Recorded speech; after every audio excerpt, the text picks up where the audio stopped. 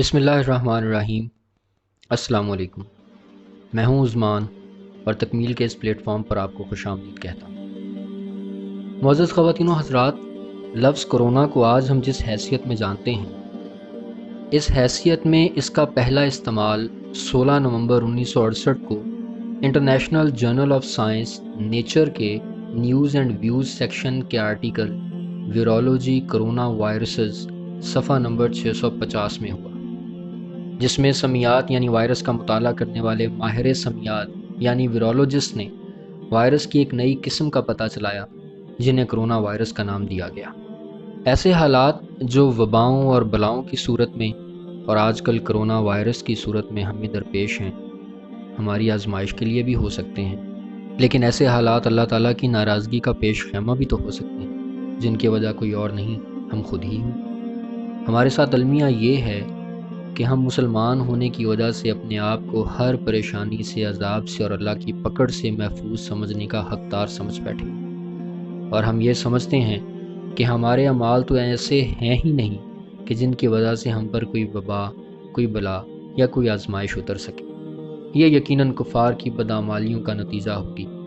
تو سوچا آج کفار کی ان بڑی بڑی بدعمالیوں کا ذکر بھی کرتے ہیں، ان بڑے گناہوں کا جو گناہ کبیرہ ہیں ذکر کرتے ہیں، جن کی وجہ سے کرونا کی یہ وبا ہمارے سمجھنے کے حساب سے ہم پر نازل ہوئی، اور ساتھ ساتھ اپنی کچھ چھوٹی چھوٹی سی برائیوں کا ذکر بھی کر لینا چاہیے جو ہمارے حساب سے تو گناہ صغیرہ ہیں، جو اس وبا کی وجہ کسی بھی طور پر نہیں ٹھہرائے جا سکتے۔ باہر کے ممالک کے وہ کون سے گناہ کبیرہ ہیں جن کی وجہ سے کرونا وائرس ہم پر مسلط ہوا؟ چین کا حرام جانور کھانا، انگریزوں کا شراب پینا، ماں باپ کو گھروں کی بجائے اولڈ ہومز میں چھوڑ آنا، انگریز عورتوں کا بے حجاب لباس، انگریزوں کی غیر شرعی روایات، بھارت کا کشمیر پر کرفیو لگانا، کشمیر میں کشمیریوں کو ہی اقلیت بنانے کے لیے ہندوؤں کو آباد کرنا، مسلمان اقلیتوں کو تنگ کرنا، انہیں ناحق قتل کرنا، اسرائیل کا مسلمانوں پر ظلم، ان کی بستیوں پر گولے برسانا، یہودی آباد کاری کے منصوبے بنانا وغیرہ وغیرہ۔ اب ہمارے ملک کے باشندوں کے وہ صغیرہ گناہ جو کرونا کا سبب بالکل بھی نہیں ہے، معصوم بچیوں سے زیادتی کے بعد انہیں قتل کرنا، 2 نمبر ادویات اصلی پیکنگ میں بیچنا، دارالامان کا سیاسی درندوں کو معصوم بچیوں تک رسائی دینا، رمضان اور عیدین کے موقع پر ناجائز منافع خوری، ججوں کا شراب کو شہد ثابت کرنا، عدالتوں میں جھوٹی گواہیاں، عدالتوں میں صرف امیروں کو انصاف کا ملنا، ٹی وی پر بیہودہ ناچ گانے، پولیس والوں کا عوام کو بیجا تنگ کرنا اور رشوت خوری، دفتروں میں کلرکوں کا چائے پانی وصول کرنا، سرکاری ملازموں کا دوران ڈیوٹی ذاتی کام کرنا، رشوت اور حرام کے پیسے سے حج و عمرہ کرنا، ہر دوسرے فقہ کے لوگوں کو کافر سمجھنا، فیس بک پر بدعات کی ترویج، مزارات پر غیر شرعی کام، دودھ میں پانی، شہد میں شیرہ، گھی میں کیمیکل اور مرغیوں کی انتڑیاں، ہلدی میں مصنوعی رنگ، سرخ مرچ میں اینٹوں کا بورا، کالی مرچ میں گھوڑے کا دانہ اور پپیتے کے بیج، جوس میں جعلی رنگ اور فلیورز، چائے کی پتی میں چنے کے چھلکے، آٹے میں ریت، چنے کے آٹے میں لکڑی کا بھوسا، پھلوں میں میٹھے انجیکشن، سبزیوں پر رنگ، پیٹرول میں گندا تیل، بچوں کی چیزوں میں زہر آلود میٹیریل، بکرے کے گوشت کا وزن بڑھانے کے لیے پانی کے انجیکشن لگانا، بھینس کے دودھ کو بڑھانے کے ٹیکے لگانا، شوارمے کے گوشت میں مرے ہوئے کتے اور چوہے، شادیوں میں مری ہوئی مرغیوں کا گوشت، جھوٹ بول کر گدھے کا گوشت کھلایا جانا، منرل واٹر میں نلکے کا پانی، موبائل مارکیٹ میں جعلی اور کاپی فون، جعلی صابن، جعلی سرف، جعلی شیمپو مگر سب اوریجنل ٹیگز کے ساتھ اور اصلی قیمت پر، ہسپتالوں میں جعلی ڈاکٹرز، بازاروں میں بدنگاہی اور جھگڑے، امتحانات میں نقل، مسلمان بچیوں کے ہاتھوں میں قرآن پاک کی جگہ ڈائجسٹ اور بیجا موبائل، ناپ تول میں کمی، دوستی میں خود غرضی، محبت میں دھوکہ، ایمان میں منافقت، نوکری میں ناجائز سفارش اور رشوت، بجلی میں ہیرا پھیری، بے ریش چہرے، بے نمازی پیشانیاں، خواتین کے کسے ہوئے کپڑے اور بیہودہ لباس، عبایوں میں فیشن، شادی بیاہ پر شراب نوشی، ناچ گانے اور فائرنگ، مرد و عورت کا اختلاط، مردہ عورتوں کے ساتھ قبروں میں ریپ، موبائل میں بیہودہ مواد، بھائی بہنوں میں نفرت، ماں باپ کی عزت میں عدم تکریم، رشتہ داروں سے قطع تعلقی، پڑوسیوں سے بدسلوکی، استادوں سے بدتمیزی، بغیر عمل کے علم، مساجد ویران، سنیما گھر آباد، میاں بیوی میں نفرت، بچوں پر سختی، غربت کی آزمائش میں چوری، امیری میں تکبر، اپنے علم پر غرور، روزی میں حرام کی آمیزش، جھوٹ کا نیکی سمجھ کر بولا جانا، ڈکیتی، فراڈ، دھوکہ، رازنی، عبادت میں ریاکاری، ایک بے سمت ہجوم ہے۔ ایک ایسا ریوڑ جو 7 اشروں میں بھی اپنی درست سمت کا تعین نہ کر سکا۔ ان تمام باتوں کے بعد حیرت زدہ و حیرت کدہ ہوں کہ ہم صرف حکمرانوں کو غلط کہتے ہیں۔ کیا ایک پل کو ذہن و دل نے یہ سوچا یا محسوس کیا کہ ہم خود کتنے نیک ہیں؟ پھر کہتے ہیں دعائیں کیوں قبول نہیں ہوتی؟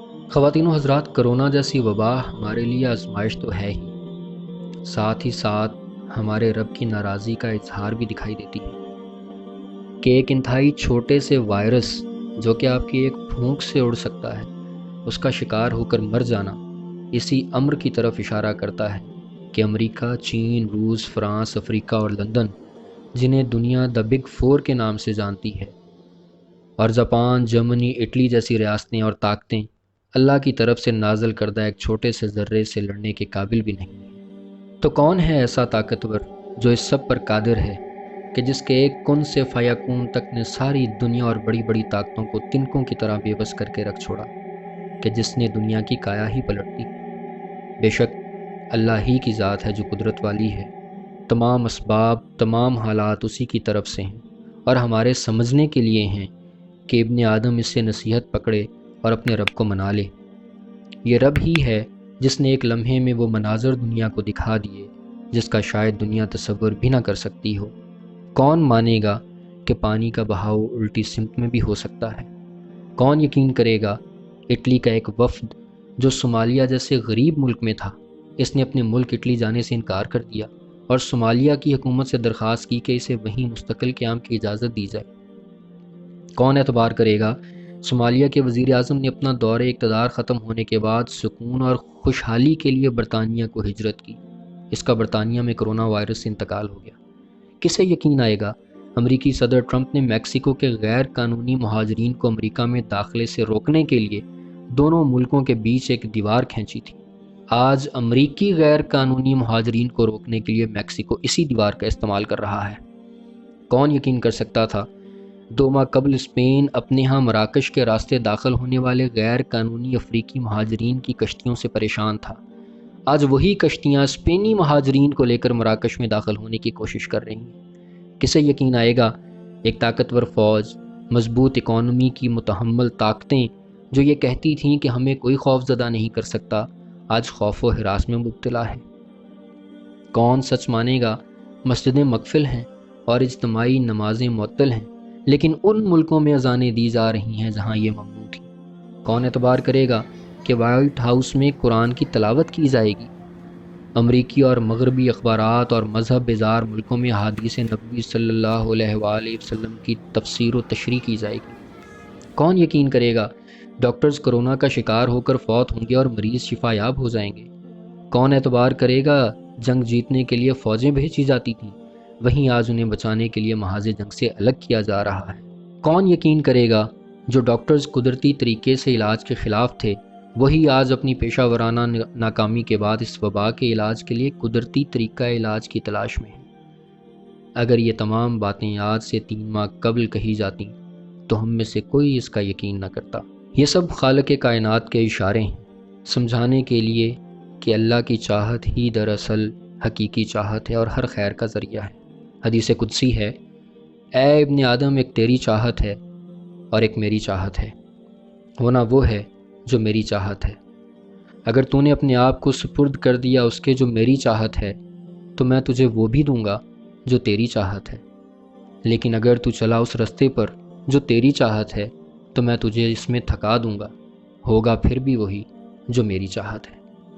یہ مشکلات، وبائیں اور بلائیں آزمائشیں ہیں، اور ساتھ ہی ساتھ ہمارے رب کا اپنی طرف لوٹانے کا اشارہ بھی، جسے ہمیں سمجھنے کی ضرورت ہے اس سے پہلے کہ واپسی کا در بند ہو جائے۔ ساری تعریفیں اس خدا کے لیے ہیں جس نے تبدیل نہ ہونے والی چیزوں کو تبدیل کر دیا۔ اپنے سے جڑے لوگوں کا خیال رکھیے، احتیاط کیجیے اور اللہ تعالیٰ کو یاد کر کر کے اس سے معافی مانگ کر اسے منا لیجیے۔ اللہ تعالیٰ ہم سب کا حامی و ناصر ہو۔ اذکروا اللہ یرحمکم اللہ۔ اللہ حافظ.